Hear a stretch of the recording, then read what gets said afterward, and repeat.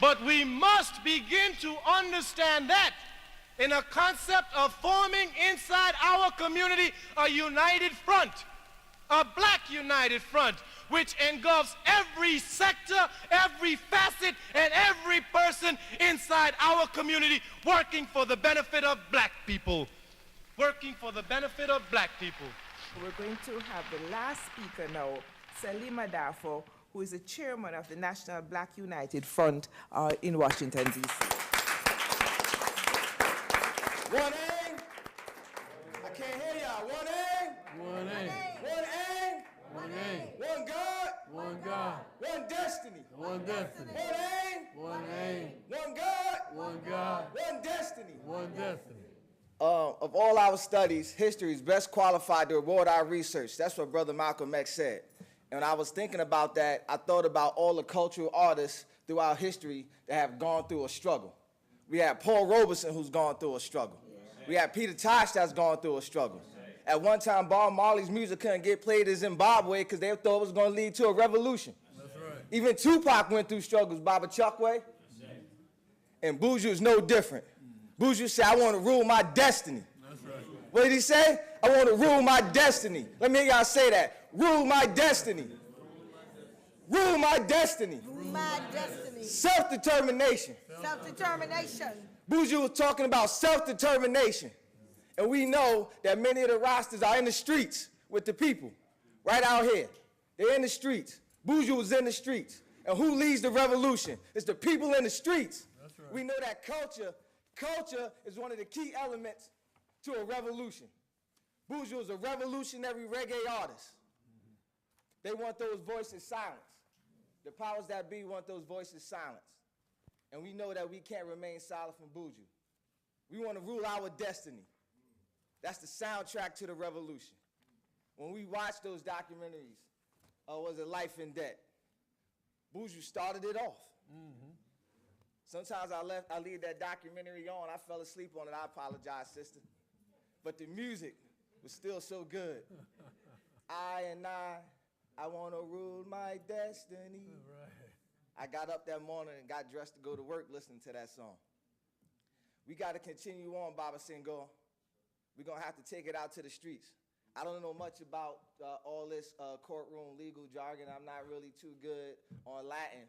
But I do know that as you work in the courtroom, as you go to work in the boardroom and up in the suites, me and Baba Senghor and my brother over there, Najee Mujahid from the Black August Plan Organization, we're going to take it to the streets. Y'all can do the work in the suites. We're going to do the work in the streets. Mm-hmm. We're going to get the petitions. We can go door to door. We can do all those things. We got to have dual responsibilities. All of us could do something. All of us could play a part.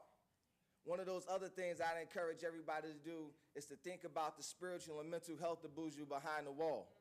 All of us could write a letter. It's just as revolutionary to put a stamp on a letter as it is to do some other activities. And I'm not telling you not to do those activities, but just think that it's just as equally as revolutionary. We need to be concerned about his mental and spiritual health as well. Let him know that he's not alone. Because we don't know who's going to come to him in jail. They could come to him on an airplane. Somebody may come to him in jail to try to get him to what they call a confession. So the fight against Buju can still be going on behind those walls right now. We got to write these letters to the parole boards, write them to the Supreme Court. If you're on Twitter and Facebook, you should be tweeting, Facebooking about this right now. Baba Chukwue said the Supreme Court will only hear cases that they think the people want information on or that they think is relevant.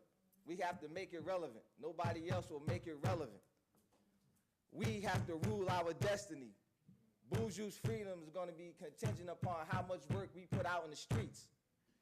The support committee is going to need help raising funds. Y'all got kind of quiet.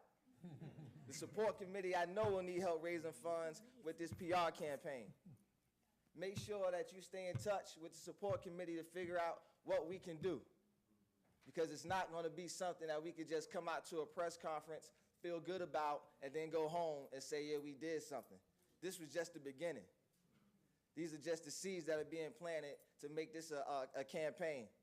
Another thing is, and last, this is going to be a protracted struggle. The Supreme Court is not going to hear this next week. This may be, unfortunately, a 6 to 7 month, maybe a year-long process. You got to be committed to see this thing through to the end. You got to be committed to see this thing through until the end.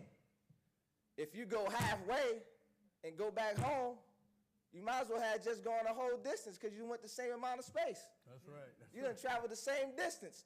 Going halfway, ain't no half-stepping. We got to see this thing through to the end. I'm Brother Salim. I represent the National Black United Front. I'm thankful for the opportunity to come here on behalf of the Black Planet Organization and the UNIA and all the other organizations in D.C. We want to stand in solidarity with the Defense Committee for Buju Banton, and I appreciate the opportunity. Thank you very much.